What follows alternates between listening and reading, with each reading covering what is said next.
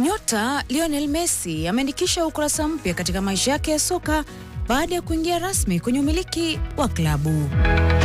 Messi mwenye miaka 38 ambaye kwa sasa anakipiga katika klabu ya Inter Miami nchini Marekani ameripotiwa kununua klabu ya daraja la 5 nchini Hispania UE Conella.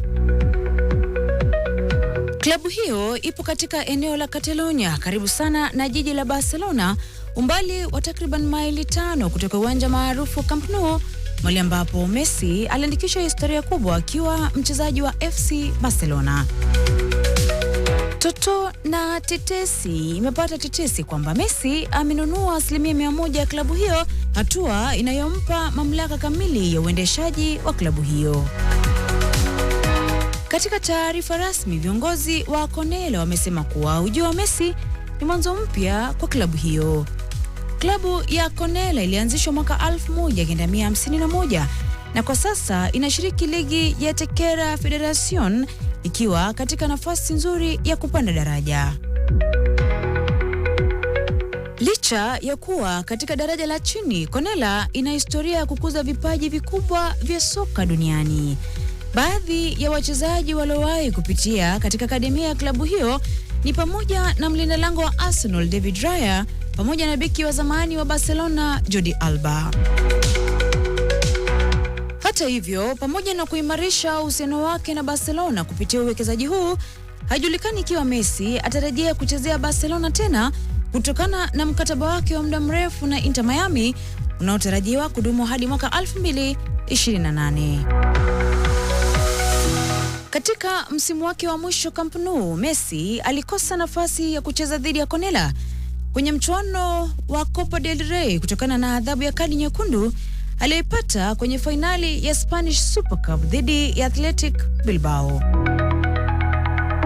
Wakati huo huo, hatua ya Messi inaongeza ushindani mpya nje ya uwanja kati ya mpinzani wake wa muda mrefu Cristiano Ronaldo. Hii ni baada ya Ronaldo naye hivi karibuni kununua 25% ya hisa katika klabu ya UD Almeria inayoshiriki ligi ya daraja la pili nchini Hispania.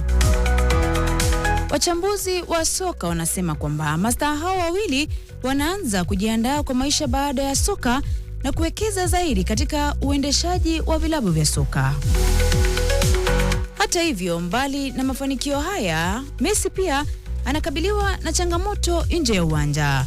Ripoti zinaeleza kuwa kampuni moja ya Marekani imefungua kesi dhidi yake pamoja na shirikisho la soka la Argentina ikimtuhumu kwa kuvunja mkataba. Kampuni hiyo inadai kuwa ilipoteza mamilioni ya dola baada ya Messi kushindwa kushiriki katika mechi ya kirafiki kati ya Argentina na Venezuela licha ya makubaliano yaliyomtaka kucheza angalau dakika 30.